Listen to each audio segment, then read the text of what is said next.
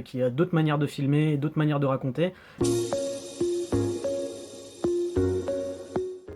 Bonjour, je m'appelle Johan Garcia, je suis en dernière année d'études à l'école des Gobelins de Paris.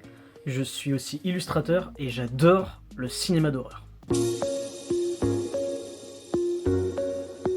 Alors ça doit faire maintenant 5 ou 6 ans.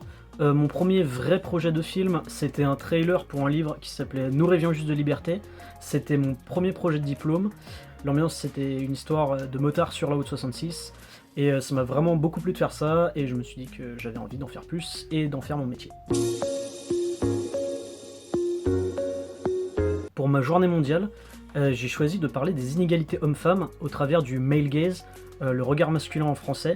En fait, c'est le fait que pratiquement tous nos films qui existent sont vus au travers d'un regard masculin, c'est-à-dire que le personnage principal est très souvent un homme, le réalisateur est très souvent un homme, et que c'est intéressant de se poser la question de la manière dont c'est filmé, dont c'est raconté, dont les femmes prennent place dans cet espace, et du coup, qu'est-ce que ça traduit un petit peu de nos sociétés. Je trouvais ça intéressant d'en parler dans une vidéo d'1 minute, pour faire de la sensibilisation et pour inciter les gens à se renseigner sur ce sujet et à prendre conscience que ça existe, qu'il y a d'autres manières de filmer, d'autres manières de raconter.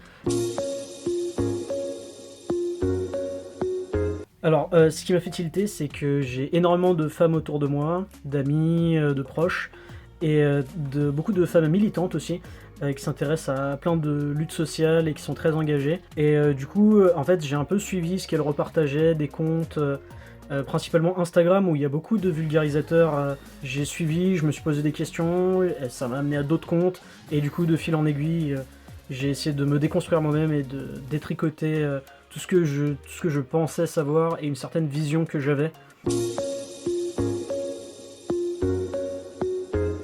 Un film qu'il faut absolument voir, c'est Nomadland de Chloé Zhao. Du coup, la deuxième femme à être oscarisée pour son film en tant que meilleur film.